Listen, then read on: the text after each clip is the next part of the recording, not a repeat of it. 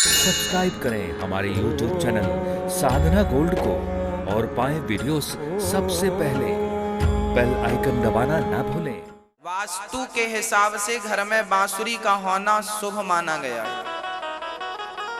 वास्तु शास्त्र कहता है कि बांसुरी आपके घर पे होनी चाहिए, बांस की हो, यदि सामर्थ्यवान हो तो चांदी की बांसुरी होनी चाहिए।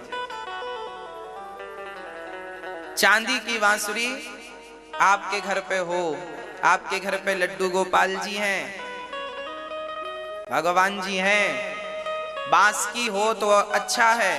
पैसे आपके पास हैं, सामर्थ्यता है तो 200-500 रुपए की 1-2 तोले की चांदी की बांसुरी बनवा लेना। चांदी की बांसुरी होती है तो शुभ होता है वास्तु के हिसाब से। तो भगवान का, एक तो घर में भगवान का होना शुभ है, लड्डू गोपाल जी का, शालिग्राम जी का होना घर में शुभ है। जब आपके घर में भगवान प्रवेश करते हैं तो आपके घर की जितनी अशुभ नेगेटिविटी है वो सारी निकल जाती है। इसलिए घर में भगवान होना चाहिए। भगवान के लिए सुंदर सा स्थान होना चाहिए, उस स्थान का साफ सुथरा होना जरूरी है। वहाँ भगवान को बिठाओ, वहाँ बांसुरी हो, भगवान को बढ़िया नहलाया करो।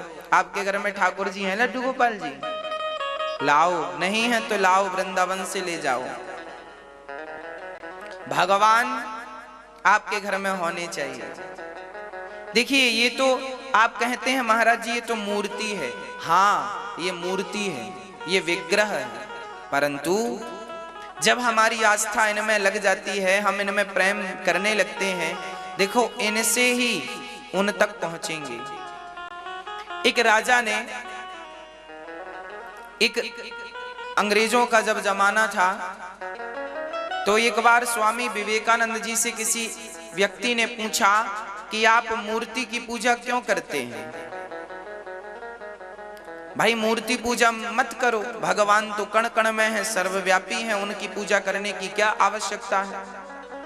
तो वो व्यक्ति राजा था, राज दरबार में स्वामी विवेकानंद जी बैठे थे और वो राज दरबार में राजा ने ये प्रश्न किया कि स्वामी जी जब भगवान कण कण में है तो फिर मूर्ति पूजा करने की क्या आवश्यकता है?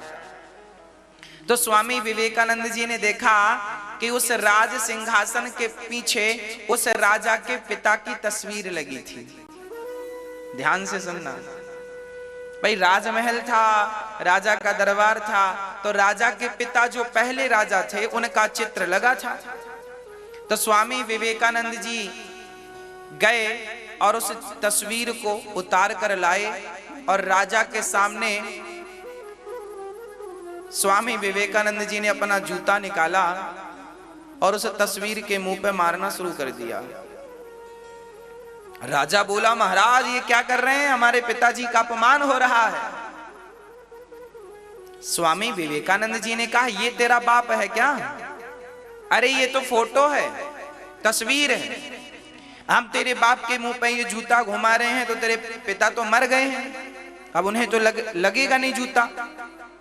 अरे भाई, राजा बोला ये हमारे पिता का चित्र है, हम इसे देखते हैं तो हमारे पिता याद आ जाते हैं। स्वामी विवेकानंद जी ने कहा, जैसे तेरे पिता को याद आने के लिए चित्र का होना जरूरी है, उसी प्रकार भगवान का स्मरण करने के लिए उनकी मूर्ति होना जरूरी है, उनका मूर्ति पूजा होना जरूरी है। ये तो उनकी याद के लिए हम मूर्ति पूजा करते हैं ताकि इनसे हम उनको याद कर सकें जो रियल है, वह भगवान इनमें है। ये तस्वीर है तेरे बाप की, ना इसमें खून है, ना हड्डी है, ना मांस है, ना ये जिंदा है, ना श्वास ले रहा है, फिर भी तेरा प्रेम इस मूर्ति में है कि नहीं, इस चित्र में है कि नहीं? जैसे तेरा चित्र तेरे पिता, जैसे तेरा प्रेम तेरे पिता के चित्र से है, उसी प्रकार भक्त का प्रेम भगवान के विग्रह से है, भगवान की मूर्ति से है। जब हम इन्हें याद करते हैं तो मन अपने आप वहां तक पहुंच जाता है जहां तक हम मन को पहुंचाना चाहते हैं। ये सहारा है, ये क्या है? सहारा। इस कलिकाल में हम मूर्ति का सहारा लेते हैं, जैसे पार होने के लिए नौका का सहारा लेते हैं, उसी प्रकार भवसागर को पार करने के लिए हम बिहारी जी का सहारा लेते हैं, जगन्नाथ जी का सहारा लेते हैं, द्वारिकाधीश जी का सहारा लेते हैं। विट्ठलनाथ जी का सहारा लेते हैं, ये तो आश्रय है हमारे लिए, सहारा है। भगवान कण कण में है तो भाई ये मूर्ति कण कण से बाहर तो नहीं है, ये भी तो उसी कण कण का एक कण है। तो भगवान यदि कण कण में है तो मूर्ति में भी तो है। कोई ये व्यक्ति कहे कि ना ना भगवान तो कण कण में है, मूर्ति की क्या जरूरत है। अरे तो पगले, मूर्ति भी तो कण कण के बाहर थोड़ी है, वो भी तो कण कण के अंदर ही है। फिर सब जगह है तो वहां तो है ही। पर एक भक्त की आस्था है कि हमारे पास ठाकुर जी का चित्र हो, इससे क्या होता है, मन साधने में आसानी होती है, मन को केंद्रित करने में आसानी होती है। तो आपके घर पे भगवान जी होना जरूरी है, लड्डू गोपाल जी हो, शालिग्राम जी हो, शिवलिंग हो, जो भी आप आस्था रखते हैं, शिवलिंग हो, राम जी हो, कृष्ण जी का चित्र हो, ऐसा होना आवश्यक है।